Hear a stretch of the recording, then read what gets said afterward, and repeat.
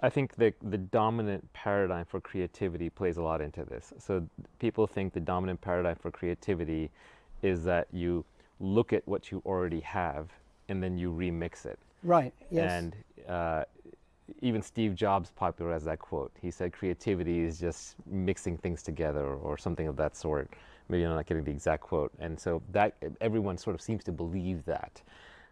Or if they believe, even if they believe it's a conjecture or a guess, then it's sort of a random guess. And I have a Yeah. hard time articulating this, but it seems to me that humans do make creative leaps, but they seem to eliminate large swaths of potential conjectures Yes. from consideration immediately. So they make very risky and narrow leaps, but Yes. they cut through a huge search space to get to those leaps, and almost infinite search space. So it does seem like there's something different going on with true human creativity.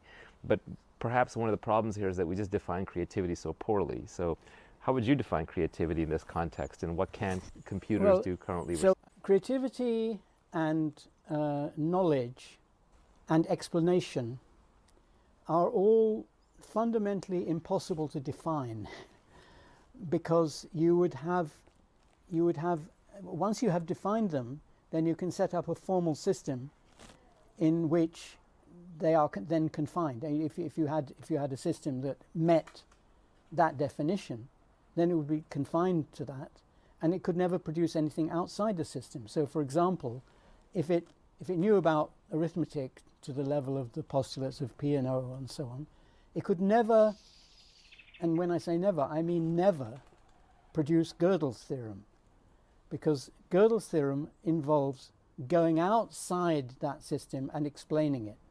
Now, mathematicians know that when they see it. I mean, no one said, as far as I know, that Gödel's proof and Turing's proof used a new, they used, set up basically a formalization of physics and then used that to define proof and then used that to prove their theorem. But that was accepted. I mean, every mathematician understood what that was, and that Gödel had and Turing had genuinely proved what they said they were proving, but I think nobody knows what that thing is. It is. You can say that it's not defining something and then executing the algorithm, basically, because it would always be an algorithm then once it was in a framework. So you say, well, its ability to go outside the framework. Well, I tried, by the way, ordering ChatGPT to disobey me, and it didn't refuse, but it absolutely didn't understand what I was going on about. It just didn't get what I was asking it to do. It didn't say, sorry, I can't do that because my programming says I have to obey. It didn't do that. It tried to obey, but it didn't get what I was asking.